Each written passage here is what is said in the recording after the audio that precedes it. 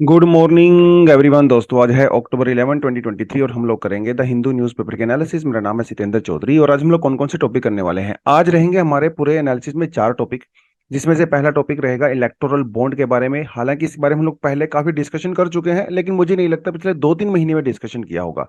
तो अगर पिछले 2-3 महीने से आप हमारा डीएनए देख रहे हैं तो आपके लिए बिल्कुल नया टॉपिक होने वाला है।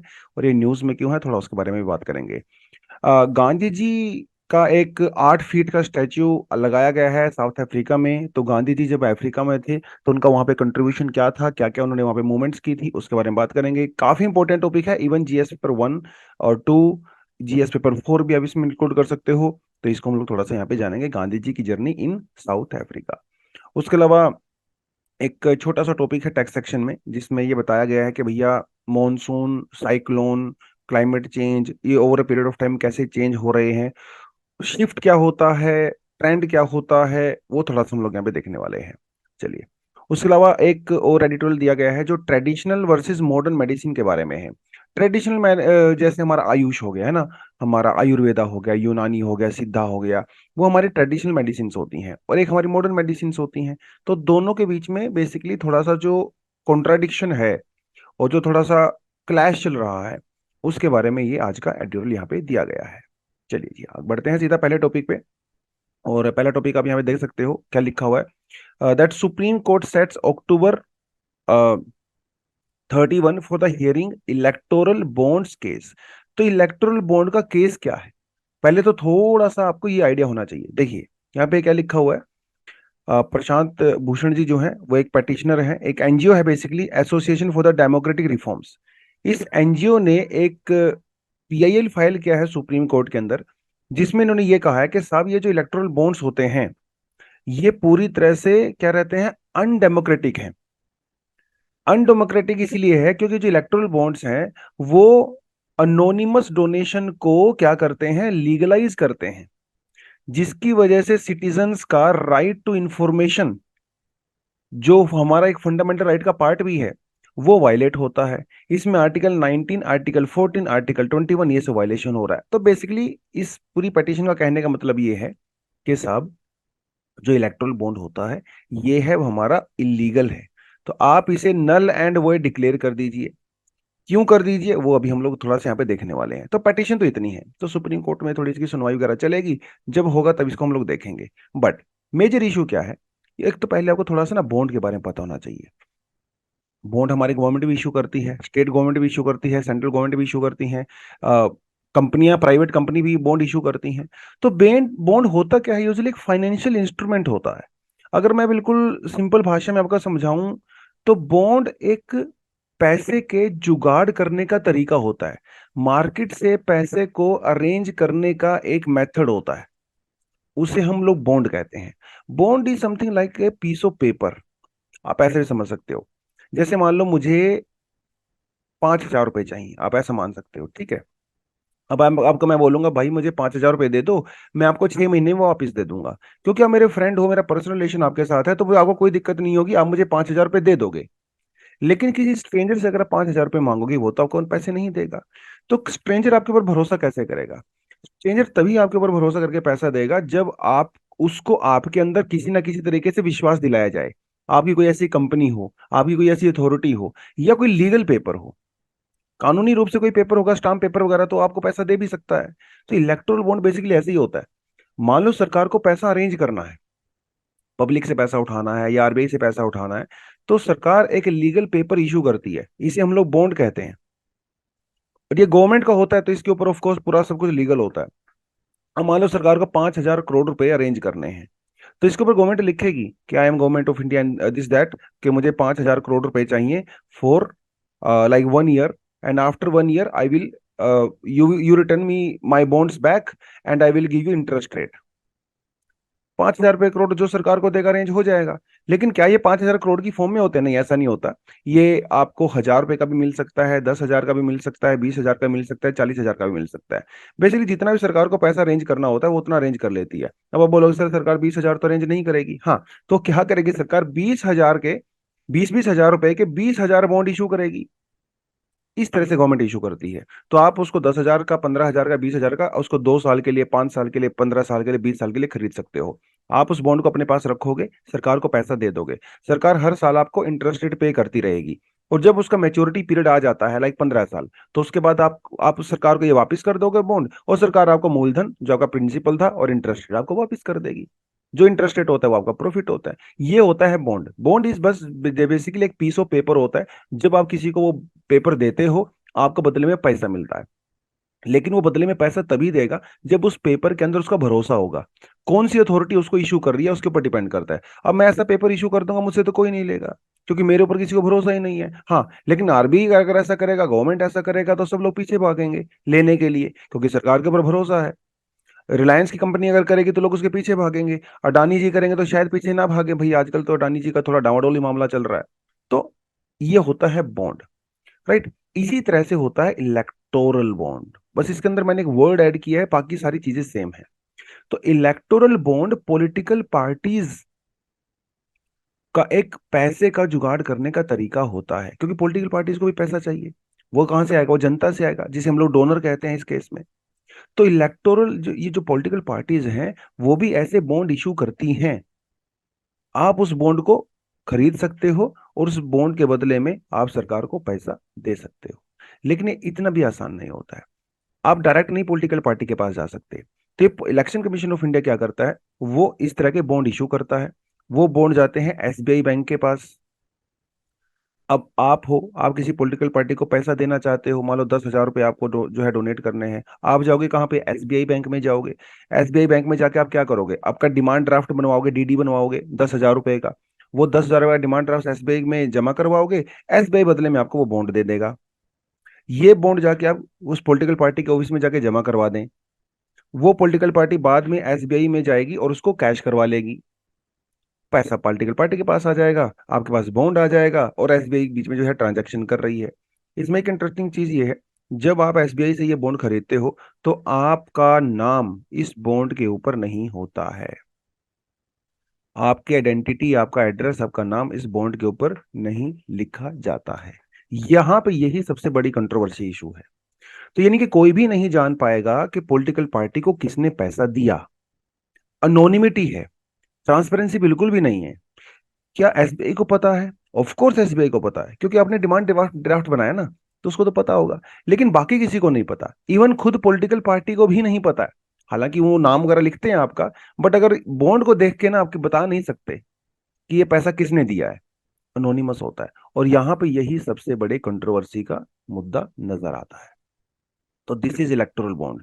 ये 1,000 रुपए का भी हो सकता है, ठीक है। ये आपका 10,000 का भी हो सकता है, 1 लाख का भी हो सकता है, 10 लाख का भी हो सकता है, इवन 1 करोड़ तक का भी हो सकता है, जो इसकी मैक्सिमम लिमिट है। स्टेट बैंक ऑफ इंडिया मैंने आपको बता ही दिया। आप किसी खास अकाउंट में, जो पॉलिटिकल पार्टी का अकाउंट होता है, उस पॉलिटिकल पार्टी का अकाउंट जो है इसको रिडीम करवा सकती है, जब उसके पास बॉन्ड आता है तब। ठीक, कोई भी इसको परचेज कर सकता है। आप भी परचेज कर सकते हो, मैं भी परचेज कर सकता हूँ। आप इसको सिंगल भी परचेज कर सकते हो, किसी के साथ ज्वाइंट अकाउंट में भी परचेज कर सकते हो। और डोनर का नाम जो है इस पे नहीं लिखा रहता है। अब जब इसको इंट्रोड्यूस किया गया सरकार के द्वारा, तो कई बड़ी बड़ी बातें बोली गई। लेकिन इलेक्ट्रल बॉन्ड हर कोई इशू नहीं कर सकता। अब मान लो 4 दोस्तों ने मिलकर हम लोगों ने एक इलेक्ट्रल पार्टी, एक पार्टी बना लिया, हम बोलेंगे सर हम बॉन्ड से पैसा लेंगे। अरे ऐसे तो मार्केट में जितना ब्लैक मनी है वो आपके पास आ जाएगा। ऐसा नहीं होना चाहिए। कुछ कंडीशंस हैं। एक कंडीशन जो सबसे इंपॉर्टेंट है वो ये है कि भैया, जो जो पिछला ही बार जो जनरल इलेक्शन हुए थे हमारे, या असेंबली इलेक्शन हुए थे, कम से कम आपकी पॉलिटिकल पार्टी को उसका 1% वोट मिलना चाहिए। ठीक है, 1% वोट मिलेगा तो आप डोनेशन ले सकते हो, जो कि सेक्शन 29A के अंदर में आता है, रिप्रेजेंटेशन ऑफ पीपल एक्ट के अंदर आता है। और ये पॉलिटिकल पार्टी का एक वेरीफाइड अकाउंट होता है। ठीक है, ये पॉलिटिकल पार्टी के सभी, किसी भी रैंडम अकाउंट में पैसा नहीं जाता है, किसी खास अकाउंट में ही जाता है। डोनर का नाम उसके अंदर अपीयर नहीं होता, जैसे कि मैंने आपको बता ही दिया। जब इसको इंट्रोड्यूस किया गया था इलेक्ट्रल बॉन्ड को, तो सरकार से जब पूछा गया भैया आपने ऐसा क्यों किया है, तो उन्होंने कहा कि इसके काफी एडवांटेज हैं। तो उन्होंने, सरकार ने कहा कि सबसे बड़ा एडवांटेज का ट्रांसपेरेंसी है। क्योंकि एसबीआई बैंक के अंदर जब कोई जाता है इंसान बॉन्ड लेने के लिए, तो पहले केवाईसी फॉर्म फिल करता है, नो योर कस्टमर फॉर्म। तो इसका मतलब ट्रांसपेरेंसी है, ऐसा सरकार का कहना है। उसके अलावा इलेक्ट्रल बॉन्ड के बाद क्या हुआ, पॉलिटिकल पार्टीज को गिफ्ट वगैरह लेना अलाउड नहीं है। तो गिफ्ट वगैरह में भी बहुत बार जो है वो ब्लैक मनी आया करती थी। तो अब वो बंद हो गया है। तो सरकार का कहना है कि इसकी वजह से हमारी जो पॉलिटिक्स है वो पहले से क्लीन हो गई है। ठीक है। ब्लैक मनी अभी नहीं आती है, क्योंकि सब पैसा आपको इलेक्ट्रल बॉन्ड के द्वारा देना पड़ता है, तो ब्लैक मनी कैसे आएगी, नहीं आ सकती। तो ऐसा उनका कहना है। लेकिन जो कंट्रोवर्सी है वो यहां है, इलेक्ट्रल बॉन्ड के फायदे 3 हैं, इसके नुकसान 30 हैं। बहुत ज्यादा फर्क है। सबसे बड़ा जो नुकसान है वो यही है, अनोनिमिटी। हालांकि सरकार इस अनोनिमिटी को एक पॉजिटिव पॉइंट मानती है, लेकिन मोस्टली एक्सपर्ट्स कहते हैं कि नहीं भैया, अनोनिमिटी का मतलब यही है कि दाल में कुछ काला है। अगर कोई आपकी पॉलिटिकल पार्टी को कंट्रीब्यूट कर रहा है तो उसका नाम पता होना चाहिए। डेमोक्रेसी है, ओपननेस होनी चाहिए। सरकार का यह कहना है कि देखो यार, अगर किसी का नाम पता चलेगा ना कि इसने डोनेट किया है, तो उसकी वजह से जो अपोजिशन वाली पार्टी है, राइट, वो उससे बदला ले सकती है, उसको टारगेट कर सकती है। राइट, जैसे मान लो अभी तो बीजेपी की पार्टी जो है वो पावर में है। अब मान लो अडानी जा साहब ने बीजेपी को जो है 100 करोड़ रुपए डोनेट किया अपनी कंपनी के द्वारा। ठीक है, कर दिया, कोई बात नहीं। लेकिन अगर ये सबको पता चल जाएगा, और अगर मान लो कल को कांग्रेस कोई और पार्टी जो है पावर में आती है, तो वो इनको टारगेट कर सकती है। ये भी एक नुकसान तो है ऑफ कोर्स। तो इस वजह से उन्होंने कहा कि अनोनिमिटी होनी जरूरी है, ताकि पता ना चले किसने पैसा दिया है। लेकिन डेमोक्रेसी के हिसाब से ओपननेस होनी चाहिए, ट्रांसपेरेंसी होनी चाहिए, जनता को पता होना चाहिए, क्योंकि राइट टू नो एक हमारा फंडामेंटल राइट है अंडर आर्टिकल 19, ऐसा सुप्रीम कोर्ट ऑलरेडी कह चुका है। लेकिन इस केस में तो हमारे राइट टू नो को वायलेट ही कर दिया गया। तो जब किसी को पता ही नहीं होगा, ट्रांसपेरेंसी नहीं होगा, तो फ्री और फेयर इलेक्शन कैसे कंडक्ट होंगे, ये अपने आप में बहुत बड़ा सवाल है। तो it violates the right to know. Right, उसके अलावा एक मजेदार बात यह है, हालांकि अनोनिमिटी है इसके अंदर, लेकिन एसबीआई को तो पता है ना कि किसने पैसा लिया, किसने बॉन्ड लिया। क्योंकि एसबीआई में तो आप डिमांड ड्राफ्ट बनवाते हो, आप वहां पे केवाईसी फॉर्म भरते हो। अब मजेदार बात यह है कि जैसे मान लो इसमें बीजेपी जो है वो पावर में, कोई भी पार्टी हो सकती है, बीजेपी अगर चाहे तो ऑडिट करवाने के नाम पे एसबीआई से उन सभी का नाम निकलवा सकती है जिन्होंने कंट्रीब्यूशन किया है या जिन्होंने डोनेशन किया है। लेकिन ये पावर दूसरी पार्टीज के पास नहीं है जो पावर में नहीं है। इसका मतलब ये हुआ, कांग्रेस या दूसरी जो भी पार्टी है इंडिया ग्रुप के अंदर में, वो उनको कभी भी पता नहीं चलेगा किसने डोनेट किया। लेकिन सरकार कर सकती है, हालांकि ऐसा करती नहीं है गवर्नमेंट, लेकिन कम से कम टूल तो है ना उनके पास, क्योंकि एसबीआई के पास तो सबकी डिटेल है। यहाँ पे ये सारी बहुत बड़ी दिक्कत है। It is a dislike toward the crony capitalism. Crony capitalism का मतलब वो होता है कि जब बड़े बड़े बिजनेसमैन, कॉन्ट्रैक्टर्स, है ना भाई लोग, जब कंट्रीब्यूट करते हैं पॉलिटिकल पार्टीज को, और पॉलिटिकल पार्टीज उनकी फेवर में बाद में पॉलिसीज बनाती है। तो ये कॉलोनी कैपिटलिज्म को कैसे टैकल कर रहा है इसके बारे में कुछ नहीं कह सकते। अब अडानी जी ने जो 100 करोड़ रुपए दे दिया, अंबानी ने 100 करोड़ रुपए दे दिया, जो है टाटा जी ने 500 करोड़ रुपए दे दिया किसी पॉलिटिकल पार्टी को, पता ही नहीं है कि इस पर्दे के पीछे क्या हो रहा है। तो जब ये पॉलिटिकल पार्टीज पावर में आती हैं तो डेफिनेटली उनकी फेवर में काम करती हैं। तो इससे क्रोनी कैपिटलिज्म कम नहीं हुआ है बल्कि बढ़ा है। राइट, तो ऐसा भी कहा जा रहा है। तो यही इसका सबसे बड़ा बेसिकली ड्रॉबैक है। और सुप्रीम कोर्ट में इसलिए जो है पीआईएल फाइल की गई है ना। चलिए जी, आई थिंक थोड़ा सा इलेक्ट्रल बॉन्ड के बारे में इश्यू क्लियर हो गया होगा आपको। थोड़ा सा अगर आप, आई थिंक 20-30% क्लियर हो गया होगा, बाकी थोड़ा बहुत आप इंटरनेट पे पढ़ सकते हो, कोई यूट्यूब वगैरह वीडियो देख सकते हैं। तो मोदी जी ने जो है नेतन्याहू जी से जो है वो संपर्क किया है इसराइल के ऊपर, जो हमास का इतना घिनौना अटैक हुआ है जिसमें बहुत सारे सिविलियंस को डायरेक्टली टारगेट किया गया है। देखिए, जब सोल्जर टू सोल्जर या फोर्स टू फोर्स, ठीक है, अटैक होता है ना, वो कोई बड़ी बात नहीं है। ठीक है, लड़ाइयाँ होती हैं, सबके बीच में हो रही हैं। लेकिन जब स्पेसिफिकली सिविलियंस को टारगेट किया जाता है, चाहे उसमें कोई भी ना हो, तो भाई फिर तो कंडेमनेशन बनता है। राइट, सिविलियंस को आपने टारगेट किया, सिविलियंस को आपने जो है किडनैप किया, सरेआम जो है आप उनका गला भी काट रहे हो, उनको ब्लैंक पॉइंट पे गोलियां मार रहे हो सिविलियंस। आप किसी सोल्जर के साथ ऐसा कर रहे हो फिर भी चलो आप डाइजेस्ट कर सकते हो, राइट, सिविलियन के साथ नहीं। तो इसलिए कंडेमनेशन होना चाहिए। हमास ने जो किया है, हमास और इसराइल के बीच में हमेशा से लड़ाई चल रही है, ठीक है, उनका अपने पॉलिटिकल इश्यूज के लिए चल रही है, ज्योग्राफी के लिए चल रही है। लेकिन अब सिविलियंस को अगर आप ऐसा करते हो तो आपको कंडेमनेशन किया जाना चाहिए, इसमें कोई सवाल होना ही नहीं चाहिए। ठीक है, यहाँ पे सवाल ये नहीं है कि आप किसको सपोर्ट कर रहे हो किसको अपोज कर रहे हो। यहाँ पे सवाल ये है कि जो इनोसेंट सिविलियंस हैं दोनों तरफ से, वो नहीं मरने चाहिए। आप फोर्स करिए एक दूसरे के साथ, उसमें कोई दिक्कत नहीं है। तो वैसे भी अगर आप इंडिया की अगर फिलहाल फॉरेन पॉलिसी को देखें, इंडिया की जो ट्रेडिशनल फॉरेन पॉलिसी है उससे हम थोड़ा सा अलग हुए हैं। वैसे भी हो ही रहे हैं, पहले तो हम रशिया के काफी क्लोज हुआ करते थे, अभी वेस्ट की तरफ जा रहे हैं। तो जैसे जैसे समाज की रियलिटी चेंज होती रहती है, ऐसे ऐसे हमारी फॉरेन पॉलिसी, किसी भी कंट्री की फॉरेन पॉलिसी चेंज होती रहती है, राइट। पहले हमारा जो स्टैंड हुआ करता था वो यही हुआ करता था, India always believe in the two nation theory. ठीक है, तो टू नेशन थ्योरी का मतलब ये है कि भैया एक जो लैंड है वो ज्यूज के लिए होनी चाहिए, ज्यू स्टेट, और एक जो है पैलेस्टीनियंस के लिए होना चाहिए, जो पैलेस्टीनियन अरब्स हैं। हालांकि बहुत सारे पैलेस्टीनियंस अपने आप को अरब नहीं मानते हैं, वो एक अलग बात है। बहुत बार अरब लोग जो है जबरदस्ती फलस्तीनियंस को अरब बनाने की कोशिश करते रहते हैं, तो खैर वो उसमें हम लोग नहीं जाएंगे, वो एक अलग हिस्ट्री है। इंडिया टू नेशन थ्योरीज में को हमेशा ही सपोर्ट करता रहा है, क्योंकि ये जो थ्योरी है वो यूनाइटेड नेशन के द्वारा भी सपोर्ट की जाती है। ये हमारा सिस्टम रहता है। प्रैक्टिकली देखें तो हम लोग इसराइल के काफी ज्यादा क्लोज हैं। इसराइल ने हमें हमेशा ही बहुत हेल्प किया है, चाहे 1999 का वॉर हो पाकिस्तान के साथ, या टेक्नोलॉजी ट्रांसफर करना हो, एग्रीकल्चर में कंट्रीब्यूशन हो, साइबर सिक्योरिटी में हो। इसराइल एक हमारा बहुत बड़ा डिफेंस पार्टनर ऑफ कोर्स है, इसमें कोई डाउट नहीं है। जहां तक फिलिस्तीन की बात आती है, तो हमारी पुरानी पॉलिसी ऐसी हुआ करती थी कि हम लोग इनको भी सपोर्ट किया करते थे प्रैक्टिकल तरीके से। Ideologically we use to support Palestine. ठीक है, जो पैलेस्टाइन की जो लैंड है उसकी हमेशा बात करते हैं। इवन जो पैलेस्टाइन के अंदर इलीगल जो ऑक्यूपेशन किया गया है इसराइलीज के द्वारा, उसको भी हम लोगों ने टाइम टू टाइम क्रिटिसाइज किया है, ऐसी बात नहीं है। इवन मोदी जी से पहले क्या हुआ करता था, एक जनरल सा स्टैंडर्ड था इंडिया में, जब भी कोई प्राइम मिनिस्टर इंडिया के इसराइल में विजिट किया करते थे, तो वो साथ के साथ जो है वो पैलेस्टाइन में भी विजिट किया करते थे। लेकिन मोदी जी ने उस ट्रेंड को थोड़ा तोड़ा है, क्योंकि he is much closer to Israel rather than Palestine. उनकी अपनी पॉलिटिकल इशू हो सकता है। तो ये थोड़ा सा फॉरेन पॉलिसी में हमारे डेफिनेटली यहाँ पे चेंज आया है। तो इसीलिए हम लोग इसराइल को जो है सीधा सीधा सपोर्ट कर रहे हैं। और हमास एक टेररिस्ट ऑर्गेनाइजेशन डिक्लेयर किया गया है by most of the western world, right, इसमें भी कोई डाउट नहीं है। पॉलिटिकल पार्टीज का एक एजेंडा अलग है, जैसे वेस्ट बैंक के अंदर एक पॉलिटिकल पार्टी है अलग से, यासिर अराफात वाली वो पार्टी है, उसके साथ हमारा पॉलिटिकल एंगेजमेंट है। बट हमास के जो तरीके हैं वो यही हैं, सिविलियंस को मारना, किडनैप करना। इसलिए हमास को एक्सेप्ट नहीं किया गया है ऑल ओवर द वर्ल्ड। और मोस्टली वेस्टर्न कंट्रीज के द्वारा, इंक्लूडिंग ऑस्ट्रेलिया, जापान, कोरिया वोरिया, अमेरिका, यूरोप, उनके द्वारा इसको टेररिस्ट ऑर्गेनाइजेशन डिक्लेयर किया गया है। और इंडिया तो भैया वेस्ट का पार्ट है, हम तो वेस्ट के अभी काफी क्लोज हैं। तो डेफिनेटली हम भी हमास को एक अच्छी नजर से तो नहीं देख रहे हैं।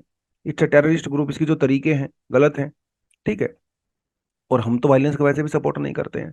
तो वो सारी चीजें जो है घुमा फिरा के अब अलग अलग एंगल यहाँ पे बनता है। कुछ लोग इंडिया में इसराइल को सपोर्ट कर रहे हैं, कुछ लोग इंडिया में हमास को सपोर्ट कर रहे हैं। हालांकि हमास एक टेररिस्ट ऑर्गेनाइजेशन है, बट लोगों के अपने अपने पॉइंट ऑफ यहाँ पे हो सकते हैं। तो खैर इस पॉलिटिक्स में हम लोग ज्यादा नहीं जाएंगे। इंडिया के ऊपर इस चीज का पूरा क्या फर्क पड़ सकता है, ये हम लोगों ने कल बात किया था। फूड प्राइसेस इंक्रीज हो सकते हैं, ऑयल, क्रूड ऑयल प्राइसेस वगैरह इंक्रीज हो सकते हैं, इसमें कोई डाउट नहीं है। सऊदी अरेबिया और इसराइल के बीच में जो अग्रीमेंट होने वाला था, शायद वो अब थोड़ा डिले हो जाएगा। I2U2 जो ऑर्गेनाइजेशन हम लोगों ने बनाया है, इंडिया, इसराइल, यूएसए और यूएई ने मिलकर, इसके अंदर भी थोड़ा डिले हो सकता है इम्प्लीमेंटेशन में। G20 में अभी हम लोगों ने एक जो कॉरिडोर की बात किया था, वो शायद थोड़ा डिले हो सकता है। इंडिया के ऊपर थोड़ा इम्पैक्ट हो सकता है, डायरेक्ट इम्पैक्ट हमारे ऊपर ऐसा यहाँ पे है नहीं। चलिए जी। 8 foot statue of the Mahatma Gandhi unveiled in the south Africa. तो साउथ अफ्रीका के अंदर गांधी जी का 8 फुट का स्टैच्यू लगाया गया है टोल्स्टॉय फार्म में। टोल्स्टॉय फार्म जो है वो गांधी जी ने ही स्टार्ट किया था, जब वो लॉयर हुआ करते थे भैया, मेरे वहां पे अफ्रीका में गए थे, साउथ अफ्रीका में।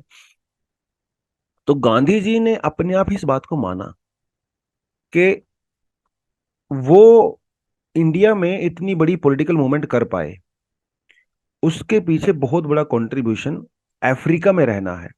गांधी जी ने कहा था कि शायद अफ्रीका में अगर वो ना जाते और वहां पे अगर वो मूवमेंट नहीं करते, तो शायद इंडिया में वो मूवमेंट नहीं कर पाते। एक मोहनदास करमचंद को महात्मा गांधी जो बनाया, उसकी शुरुआत काफी हद तक अफ्रीका में हुई थी, क्योंकि वहां पे उन्होंने सत्याग्रह वगैरह किया, तो एक्सपेरिमेंट्स भी काफी किए उन्होंने वहां पे। वही चीज बाद में आकर उन्होंने इंप्लीमेंट किया इंडिया में। 1893 से लेके 1914 तक 21 साल तक गांधी जी साउथ अफ्रीका में रहे। गए तो वहां पे 8-10 महीने, साल भर के लिए थे, लेकिन कब साल, 2 साल में, 5 साल में, 10 साल में, 21 साल में कन्वर्ट हो गई, अपने आप में बहुत बड़ी बात है। यस। तो 1869 से लेके 1914, राइट, कितने साल हो गए? आप यहाँ पे मान लीजिए 31 साल यहाँ पे हो गए, 14 साल वहां पे हो गए हैं, राइट। 45 ईयर्स हो गए हैं। तो गांधी जी जब इंडिया में 1914 में आए तो वो 45 साल के आदमी थे, वो कोई यंग नहीं थे। और आजकल के 45 साल लोगों को देखो क्या हालत होती है उनकी। तो वो जब 45 में आए, 1915 में इंडिया में आए वापिस गांधी जी, आके उन्होंने तुरंत मूवमेंट शुरू नहीं किया। 2-3 साल तक उन्होंने कम से कम वेट ही किया था नेशनल पॉलिटिक्स में आने के लिए। तो जब वो एक्चुअली नेशनल पॉलिटिक्स में थोड़ा एक्टिव हुए तो he was around 50 years old. तो ये भी अपने में बड़ी बात होती है कि वो क्या किस एज, अब इस एज में तो भाई वो गन तो नहीं उठा सकते। यस। आप देखोगे पूरी दुनिया में जो मोस्टली जो रेवोल्यूशनरीज रहे हैं जिन्होंने गन्स उठाई हैं, वो काफी यंग एज में थे, क्योंकि यंग एज में आपके अंदर एनर्जी होती है, जोश होता है। आप थोड़ा वायलेंस की तरफ ज्यादा जाते हो। जैसे जैसे आपकी एज होती रहती है आप थोड़े शांत होते रहते हो, आप नॉन वायलेंस की तरफ जाते हो। ये एक नेचुरल सी ह्यूमन टेंडेंसी होती है। तो गांधी जी को शुरुआत उनकी कहाँ से हुई थी, जब ट्रेन से उनको फेंक दिया गया था, ये कहानी आपने बहुत बार सुनी होगी। तो अफ्रीका में जो रेशियल डिस्क्रिमिनेशन था उसके खिलाफ गांधी जी लड़े। और गांधी जी की जो अफ्रीका के अंदर जो मूवमेंट रही है वो भी बड़ी इंटरेस्टिंग और एवोल्यूशनरी टाइप की रही है। शुरुआत जिस तरह से गांधी जी ने किया था, हर साल वो कुछ ना कुछ नया सीखते थे। जैसे एग्जाम्पल के तौर पे आप कहें, इनिशियली गांधी जी का जो ओनली फोकस था साउथ अफ्रीका में, वो इंडियंस के वेलफेयर को लेके था। इंडियन के साथ जो डिस्क्रिमिनेशन होता था रेशियल, गांधी जी इंटरेस्टेड नहीं थे साउथ अफ्रीका के जो इंडिजिनस लोग हैं उनकी डिस्क्रिमिनेशन में। उनको कोई खास इंटरेस्ट नहीं था। इवन गांधी जी ने ब्रिटिशर्स को खास लिखा भी था कि आप इंडियंस को और लोकल अफ्रीकन्स को एक साथ इक्वेट नहीं कर सकते हो, ठीक है। ये ब्लैक्स एंड ऑल दैट तो थोड़ा कंट्रोवर्सी भी है उसके ऊपर। बट धीरे धीरे गांधी जी जब इवॉल्व हुए तो बाद में उन्होंने जो लोकल अफ्रीकन थे उनकी सपोर्ट में भी काम करना शुरू किया। तो एक एवोल्यूशन हुआ। आप किसी चीज के अंदर जाते हो, सीखते हो, आपकी थॉट चेंज होती है, फिर आप कुछ नया बनते हो। तो इसे एवोल्यूशन कहते हैं। तो गांधी जी की पर्सनैलिटी का, उनकी मूवमेंट का एक एवोल्यूशन हुआ है from the starting. Gandhi ji ने जब अफ्रीका में थे तो वहां पे एक इंडियन ओपिनियन करके जो है न्यूज़पेपर इशू किया था। और ये डेली नहीं आता था, ये वीकली हुआ करता था, वीक में एक दिन आया करता था। फिर बाद में उन्होंने जो है नेटल इंडियन कांग्रेस की स्थापना भी की वहां पे। और फिर बोर वोर हुआ 1899 के अंदर, जिसमें गांधी जी ने काफी सारे इंडियंस को इकट्ठा किया और अच्छा काम किया वहां पे, एम्बुलेंस वगैरह स्थापित की हम लोगों ने। और बोर वोर में गांधी जी के कंट्रीब्यूशन को लेके फिर उनको केसरे हिंद की उपाधि भी दी गई थी, जो बाद में गांधी जी ने वापस कर दी थी अंग्रेजों को। तो कुछ कुछ चीजें हैं। थोड़ा सा आप आगे जाओगे ना तो आप यहाँ पे ज्यादा बेटर तरीके से देख सकते हो। दो सबसे बड़े कंट्रीब्यूशन जो गांधी जी के वहाँ पे रहे ओवरऑल, एक है नेटल इंडियन कांग्रेस जो उन्होंने वहाँ पे जो है स्थापित की थी। It was founded by Gandhi ji in 1894 in South Africa. ठीक है, एक पॉलिटिकल ऑर्गेनाइजेशन बनाई थी ताकि जो इंडियंस के कंसर्न्स हैं वो उनको टेक केयर कर सकें, और जो इंडियंस के अगेंस्ट में जो डिस्क्रिमिनेशन होता है वो ना हो। On August 22, 1894, the constitution was drafted of NIC, Natal Indian Congress. ठीक है। It formed an alliance with African National Congress के साथ अलायंस बनाया। तो जो रेशियल एक्सक्लूसिव मोबिलाइजेशन की बात थी, इसका मतलब ये है, इस सेंटेंस का मतलब ये है, एक्सक्लूसिव मोबिलाइजेशन का मतलब ये है कि भैया अफ्रीकन अलग और इंडियंस अलग, लेकिन यहाँ पे दोनों को मर्ज कर दिया गया। मतलब दोनों के कंसर्न्स को टेक केयर किया गया। ये थोड़ा आपको आइडिया होना चाहिए। However, when Dr. G.M. Naker arrived on the scene in the 1930s to 40s, NIC experienced more radical leadership. जो गांधी जी वहां पे थे तो ज्यादातर वो गांधी जी जो है नॉन वायलेंस और पैटिशंस वगैरह में बिलीव करते थे। लेकिन जब नेकर जी वहां पे आए तो थोड़ा सा एक्टिव जो है वो प्रोटेस्ट करने लगे, सड़कों वगैरह पे आने लगे। तो वो जो है वो सब करके हुआ। और 1945 में जो है नेकर जी को ऑर्गेनाइजेशन के लीडरशिप के रूप में एक्सेप्ट कर लिया गया, because of the more militant protest जो कि नेकर जी के उसमें हुआ था लीडरशिप में। तो इसको बैन भी कर दिया गया, एनआईसी को बैन कर दिया गया। इसके लीडर्स को जेल में डाल दिया गया, हरासमेंट हुआ, वो सारी चीजें हुई। फिर ये पार्टी जो है बंद हो गई। बाद में 1971 में बाद में ये दोबारा से पार्टी को खड़ा किया गया।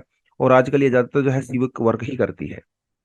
जो मेजर कंट्रीब्यूशन है गांधी जी का वो रहा इंडियन ओपिनियन। ये एक न्यूज़पेपर था जो कि वीकली न्यूज़पेपर था।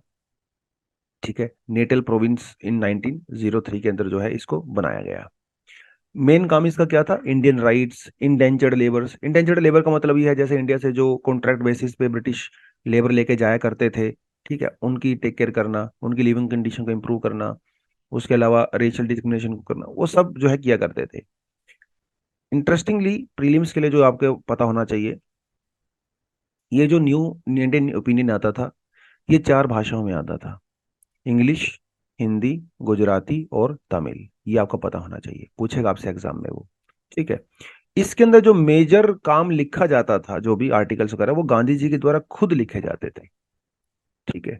फिर इसके जो पहले एडिटर बने वो हीरालाल जी बने। ठीक है। और जब मतलब मनीलाल गांधी जी उनके बेटे थे, उनके वो एडिटर बने 1950s में।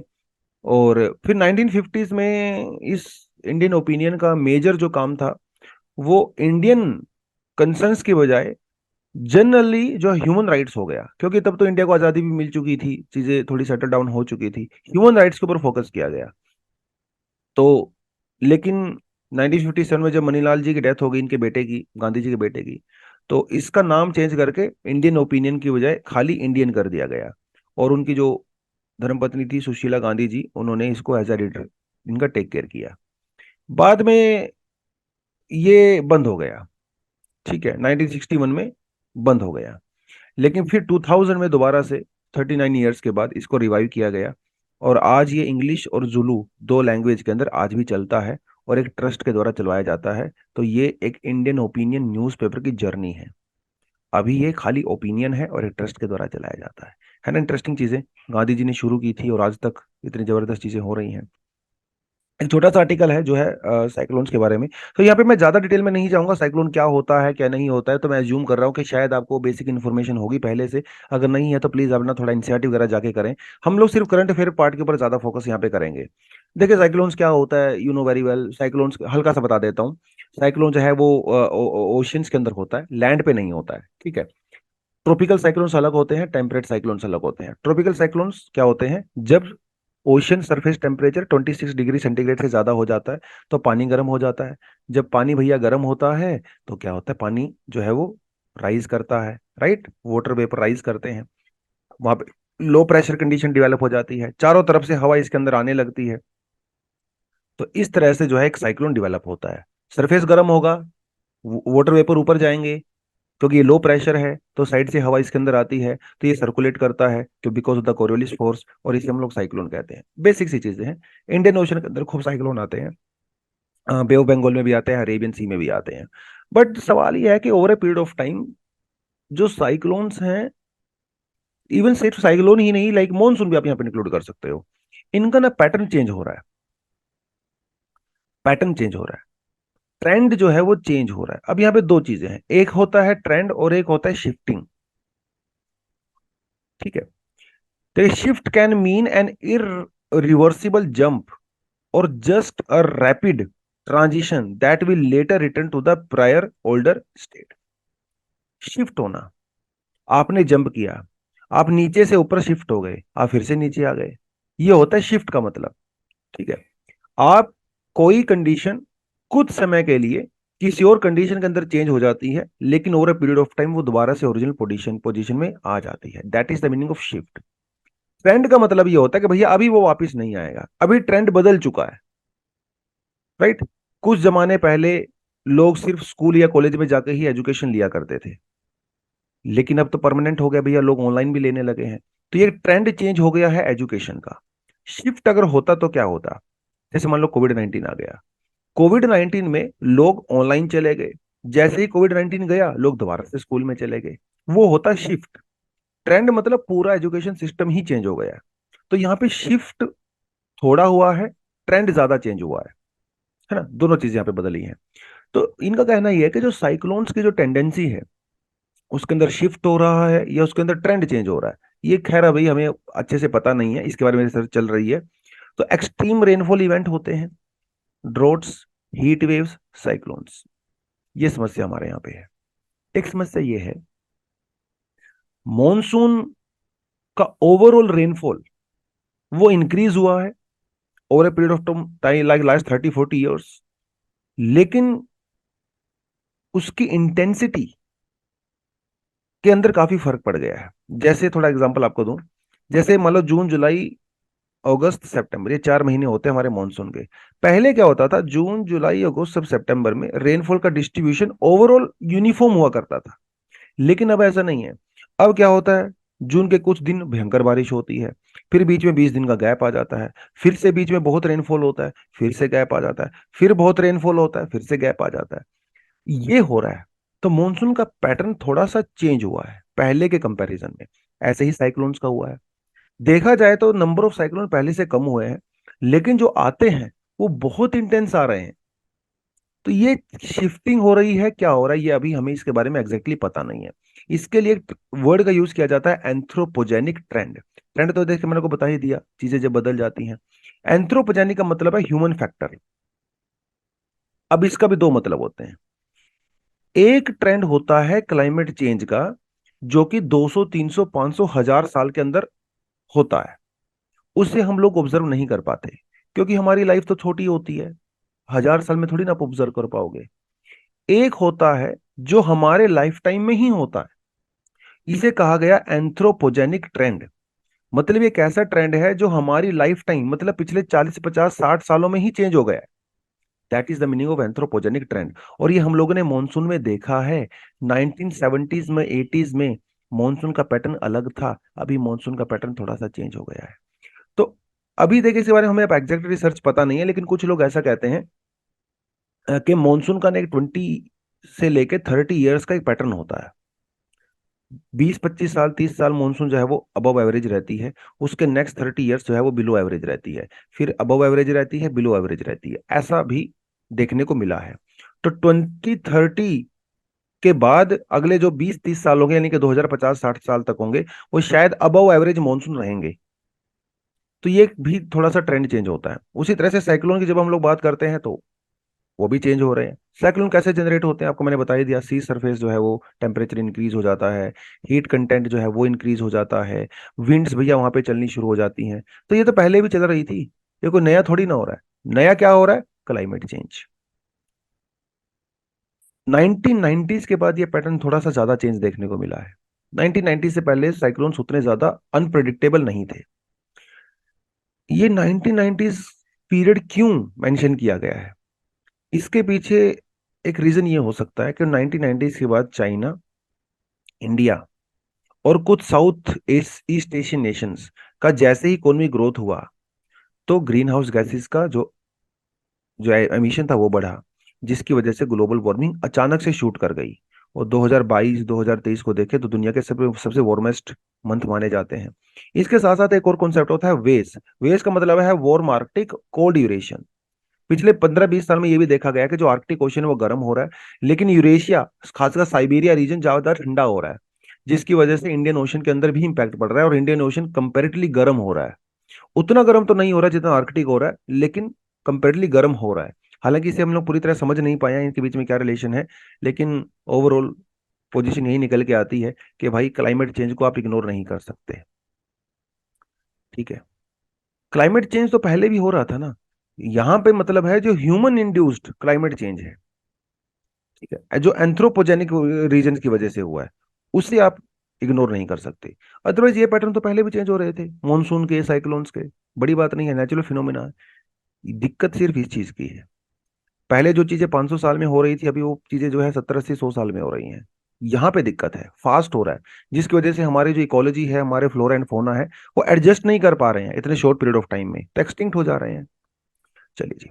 We need evidence based traditional medicine. तो बेसिकली क्या है, इशू कुछ ऐसा है कि कुछ कंपनीज ने मिलके एक सुप्रीम कोर्ट के अंदर पीआईएल फाइल की है।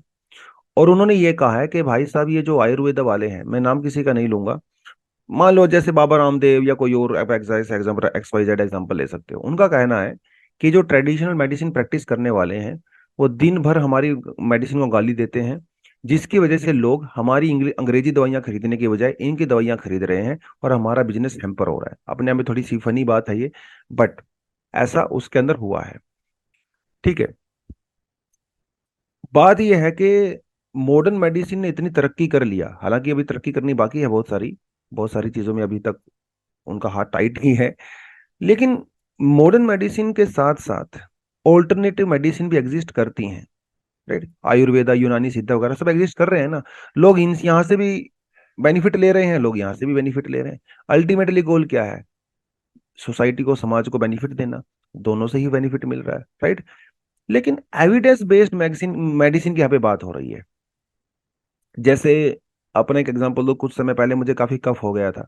तो मुझे किसी ने कहा कि आपका कफ बिल्कुल ठीक हो जाएगा। आप क्या करें, आप जो है शहद लें, हनी लें, ठीक है, उसमें जो है थोड़ा सा कुछ हरड़ वगैरह, वो उन्होंने दो तीन चीजें मुझे बताई कि वो डाल के लें और रात को लें उसको सोने से पहले। आपकी खांसी 2 दिन में ठीक हो जाएगी। मैंने ये प्रैक्टिस जो है लगातार 12 दिन तक किया और मेरी कफ के अंदर 1% का फर्क भी नहीं पड़ा। तो मेरे लिए तो इनइफेक्टिव था ना ये। हो सकता है किसी के लिए बहुत इफेक्टिव भी हो सकता है। ये मैं हो सकता है क्यों कह रहा हूं? क्योंकि इसका कोई साइंस बेस्ड एविडेंस नहीं है हमारे पास कि अगर आप ये चीज लोगे तो होगा ही ठीक। जैसे मान लो आपको सर दर्द हो गया, आपने पैरासीटामोल ले लिया, क्रोसिन ले लिया, तो आपको पता है मोर देन 99.9% आपका सर दर्द ठीक हो जाएगा, क्योंकि वो एविडेंस बेस्ड है। उसके ऊपर प्रॉपर रिसर्च की गई है बहुत सालों तक, हमको पता है। लेकिन ये आयुर्वेदिक चीजें या सिद्धा यूनानी चीजों के अंदर कोई ऐसा एविडेंस नहीं है। फर्क पड़ता होगा, नो डाउट, पड़ता भी है लोगों को, इसमें कोई डाउट नहीं है, बहुत सालों से ये चीजें चल रही हैं।